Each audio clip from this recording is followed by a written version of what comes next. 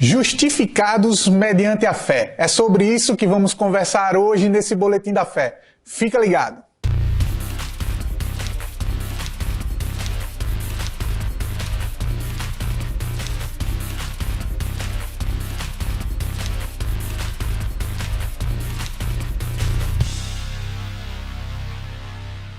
Olá, irmãos, tudo bem com vocês? É uma honra muito grande para mim estar aqui presente, podendo compartilhar um pouco da palavra de Deus nesse Boletim da Fé.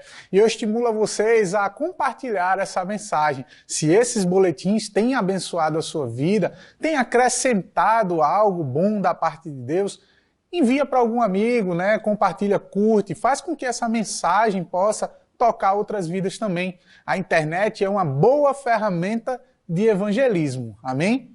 Queria começar com vocês, como foi falado antes, o tema de hoje que eu quero compartilhar com vocês é justificados mediante a fé. E vamos tocar em alguns pontos bem importantes da palavra de Deus.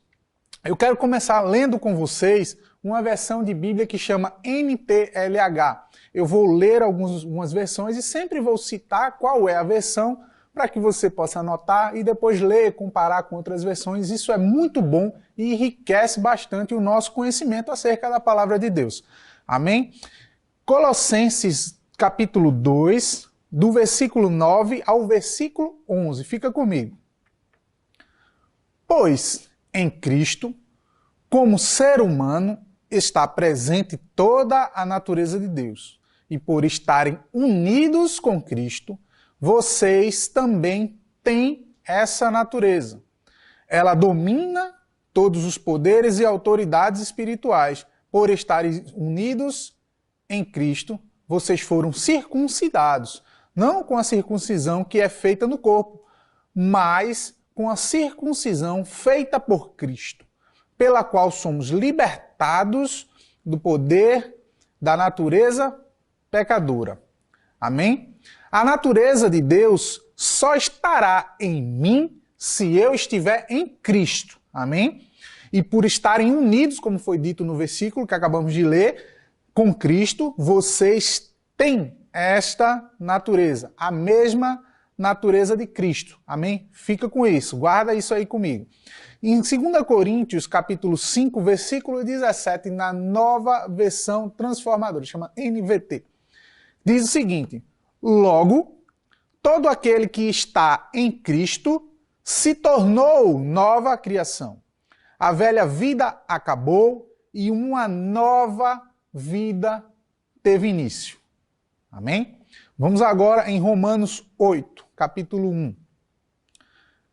Na nova versão internacional, a NVI, diz o seguinte: portanto, agora já não há condenação para os que estão em Cristo Jesus. Por meio de Cristo Jesus, a lei do Espírito de vida me libertou da lei do pecado e da morte. Na nova Almeida atualizada, que é a NAA, esse mesmo versículo diz assim: agora, pois, já não existe nenhuma condenação para os que estão em Cristo Jesus, porque a lei do Espírito da vida em Cristo Jesus livrou você da lei do pecado e da morte. Na NVI diz, a lei do Espírito da vida me libertou. Na NAA diz, livrou você da lei do pecado e da morte. Então, esses textos que a gente acabou de ler agora, eles são textos que demonstram um tempo, e que por muitas vezes a gente pode estar lendo a Bíblia e meio que sem se localizar se aquilo ali é para mim, se aquilo ali é para o meu tempo, para quem está sendo dirigido aquilo ali, se aquilo é uma realidade para nós naquele momento. E esses textos ele tem pontos bem específicos a respeito do tempo e para quem ele está sendo dito. A gente sabe que Romanos é uma carta que ela é direcionada à igreja. Nós hoje somos igreja. E, voltando aos textos que acabamos de ler, começando novamente em Colossenses, diz: e por estarem unidos em Cristo, vocês também têm essa natureza. Vocês não terão, vocês têm essa natureza. Em 2 Coríntios 5,17 diz, logo, aquele que está, não é aqueles que estarão um dia em Cristo, é aquele que está, se tornou, passa a ser naquele momento, a partir do momento que ele é inserido no corpo de Cristo, ele se torna uma nova criação. A velha vida acabou, não existe mais o velho homem diante de Deus. E uma nova vida teve início. Como a palavra de Deus diz, o que importa é que o homem ele nasça de novo, ele inicie uma nova vida em Cristo. Em Romanos 8:1, Romanos 8, versículo 1 diz, portanto, agora, já não há condenação para os que estão em Cristo Jesus. Por meio de Cristo Jesus, a lei do Espírito me libertou. Ela não irá me libertar, ela me libertou da lei do pecado e da morte. Amém? Então, todas essas passagens, queridos, que acabamos de ler, elas sinalizam um tempo presente, elas sinalizam uma realidade que é nossa agora. Ela não será no futuro, não é? Em Romanos 5, versículo 1, diz o seguinte, portanto, uma vez que pela fé fomos, não seremos, mais uma vez eu toco nesse ponto, não seremos, fomos, né? Declarados justos, teremos paz com Deus, temos paz com Deus, perdão, por causa daquilo que Jesus Cristo, nosso Senhor, fez por nós, por meio da fé que Cristo nos concedeu esta graça, que agora desfrutamos com segurança e alegria, pois temos a esperança de participar da glória de Deus. Amém? Então, esse ponto, esse assunto sobre justiça de Deus, é algo que mexe bastante com a nossa velha natureza, porque a nossa carne, ela pende para as coisas da carne, e o nosso espírito pende para as coisas do espírito. Então, instintivamente, a nossa carne, a nossa velha natureza caída, ela vai ser tendenciosa a repetir padrões que nós, durante toda a nossa vida, né, quem nasceu de novo mais velho, criou hábitos. E é necessário que esses hábitos sejam modificados, sejam transformados à luz da palavra. Mas ser justiça de Deus, queridos, é estar em uma posição ideal diante de Deus, em plena confiança, como um filho se coloca diante do pai. O filho, ele pode ter algum erro, ele pode, às vezes, magoar o coração do pai, mas isso não irá mudar a natureza do pai em relação ao filho, não é? O pai, ele conquista, ele constrói, ele pavimenta todo o caminho para que o filho caminhe nele. Então, ser justiça de Deus é nós, como filhos, termos o direito de nos colocarmos diante de Deus, sabendo que Ele é justo, certo? E nos ama e construiu todo um caminho para que a gente possa andar. É a capacidade de estar diante de Deus sem medo, culpa, complexo de inferioridade ou qualquer tipo de condenação, podendo chamá-lo de Pai, como se o pecado não tivesse mais existido. Como Romanos 1, acabamos de ler, que diz que nenhuma condenação há para os que estão em Cristo Jesus. Isso quer dizer que a gente não vai mais cometer erros, ou até talvez algum pecado? Não é justificativa para vivermos em pecado. Mas se pecarmos, sabemos que temos um advogado diante de Deus. Então, é uma condição. Ser justificado é uma condição que não é mérito nosso, é favor de Deus, mas uma vez justificados, Deus olha para nós como se não existisse pecado. Ele nos vê limpos, justos, purificados. Você não é mais um coitadinho, queridos. Você não é um miserável. Você é o que Deus diz que você é. Você pode até não ver ou perceber. Mas quando Deus te vê, Ele vê você redimido, justificado, perdoado. Amém? Aleluia. Cristo, Ele assume a nossa condição. Quando Cristo ele se coloca em nosso lugar, como o Cordeiro que receberia sobre ele todo o pecado da humanidade, ele assume a nossa posição. E isso é o que se chama substituição. Cristo assume o nosso lugar para que nós podemos chegar até Cristo. Cristo foi ao nosso lugar, porém sem pecado, ele recebeu o pecado da humanidade. Eu vi algum ministro, eu não lembro quem foi, ele usou um exemplo que me chamou bastante atenção, que dizia assim, Cristo, ele foi o recipiente do pecado da humanidade. Todo o pecado da humanidade foi depositado em Cristo, para que hoje a gente possa chegar diante de Deus como justo, como filho. Quando Deus olha para nós, ele não vê um homem cheio de defeitos, ele vê um filho justificado, vestido de Cristo. Quando Deus olha para nós, ele não nos vê na nossa condição caída, ele nos vê em Cristo, como se Cristo estivesse na nossa frente. Quando ele vê você, é como se ele estivesse vendo Jesus. Amém? A Bíblia diz que Cristo se fez pecado por nós, para nos tornar justos. A dívida que estava sobre nós, Deus pagou em Cristo.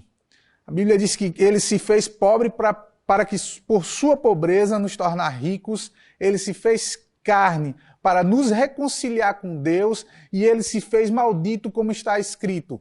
Maldito todo aquele que for pendurado no madeiro, para que a bênção de Deus chegasse até você nesse dia. Aleluia. 2 Coríntios diz que, 2 Coríntios 5, versículo 21, na NVT, diz, pois Deus fez de Cristo, aquele que nunca pecou, uma oferta por nosso pecado, para que por meio dele fôssemos declarados justos diante de Deus.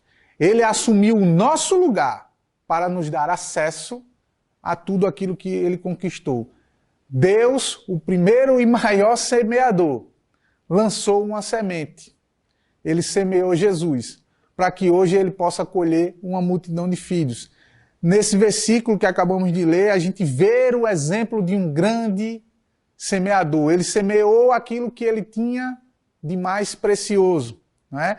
E a gente pode ouvir essas coisas, mas muitas vezes permitir que venham sugestões ou setas do maligno na nossa mente a respeito de algo que pode vir a te condenar.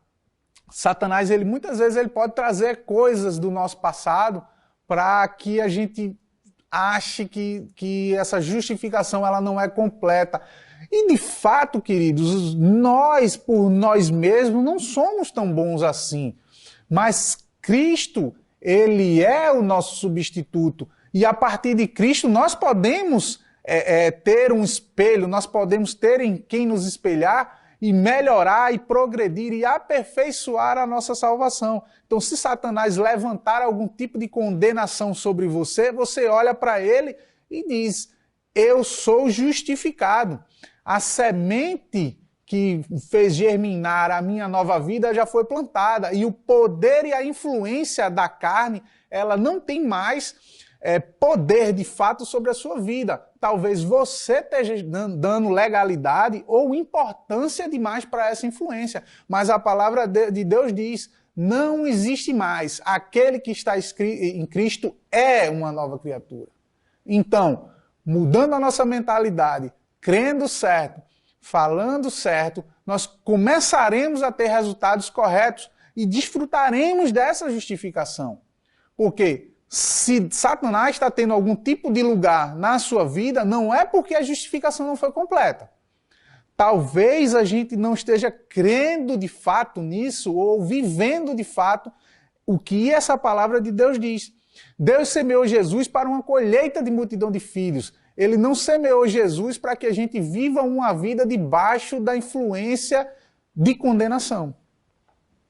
Não é? A justificação ela é uma obra completa. Quando Jesus concluiu tudo isso, ele disse, está consumado. Então não existe mais algo na obra redentora de Jesus que ele possa fazer.